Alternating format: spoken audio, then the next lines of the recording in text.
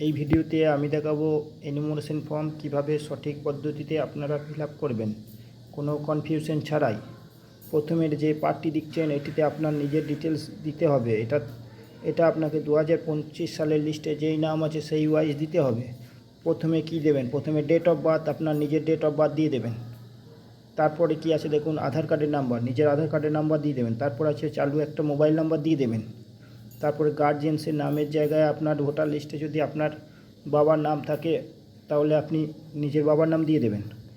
তারপর guardians epic কার্ডের নাম্বারের জায়গায় 2025 সালের লিস্টে আপনার বাবার যে ভোটার কার্ডের নাম্বার আছে সেই নাম্বারটা দিয়ে দেবেন। তারপরে মাদারের নামের জায়গায় আপনার মায়ের নাম দিয়ে দেবেন এবং নিচে মায়ের ভোটার কার্ডের নাম্বারটা দিয়ে দেবেন। তারপরে আপনি যদি পুরুষ হয়ে থাকেন তাহলে আপনার স্ত্রীর নাম, আপনি যদি স্ত্রী হয়ে থাকেন তাহলে আপনার স্বামীর নাম দিয়ে দেবেন। এখানে আপনি যাই হবেন তার স্ত্রী বা স্বামীর ভোটার কার্ডের নাম্বারটা দিয়ে দেবেন এখানটাতে।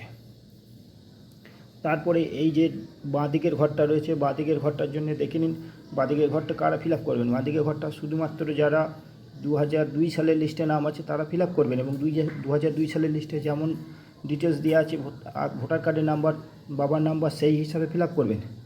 এখানে আপনি কি দেবেন? নামের জায়গায় আপনার 2002 সালের লিস্টে যা নাম আছে সেই দেবেন। এপিক কার্ডের জায়গায় আপনার নিজের ভোটার কার্ডের নাম্বার দিয়ে দেবেন 2002 সালের লিস্ট ওয়াইজ। তারপরে রিলেটিভ নেমের জায়গায় আপনার বাবার নাম দিয়ে দেবেন, মানে 2002 লিস্টে যা আছে। রিলেশনশিপের জায়গায় আপনার বাবার লিখে দেবেন বা পিতা পুত্রও লিখে দিতে পারেন। ডিস্ট্রিক্টের জায়গায় আপনার জেলার নাম, স্টেট হচ্ছে আপনার রাজ্যর নাম। তারপরে এসি নামের জায়গায় 2002 সালে আপনার যেই এসি অন্তর্গত ছিলেন সেই এসির নাম।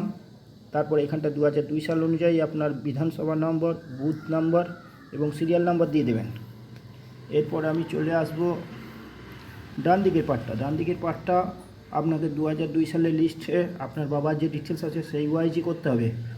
যেহেতু আপনি 2025 সালের লিস্টে নাম আছে, 2 সালের লিস্টে নাম নেই, সেই জন্যই এখানে নামের জায়গা আপনার বাবার নাম দিতে হবে। তারপরে এপিক কার্ডের জায়গায় এখানে আপনার বাবার ভোটার কার্ডের নাম্বার দিতে হবে, এটাও 2002 সালের লিস্ট ওয়াইজ দিতে হবে। রিলেটিভের জায়গায় আপনার বাবার নাম দিতে হবে, কারণ তার মানে আপনার দাদুর নাম দিতে হবে। এরপর রিলেশনশিপের জায়গায় আপনার বাবা, কারণ হচ্ছে আপনি আপনার বাবার সাথে ম্যাপিং হচ্ছেন, ওই জন্য এটা আপনার বাবা। তারপর ডিস্ট্রিক্টের জায়গায় জেলার নাম, স্টেটের জায়গায় রাজ্যের নাম, এসির জায়গায় আপনার বিধানসভার নাম 2002 সালের লিস্ট ওয়াইজ এবং এসি নাম্বারের জায়গায় 2002 সালের লিস্ট ওয়াইজ কত নাম্বার এসি পার্ট এবং সিরিয়াল নাম্বার দিতে হবে এবং সবের শেষে আপনাকে সিগনেচার করে এই ফর্মটিকে বিএলওতে দিয়ে জমা দিয়ে দিতে হবে।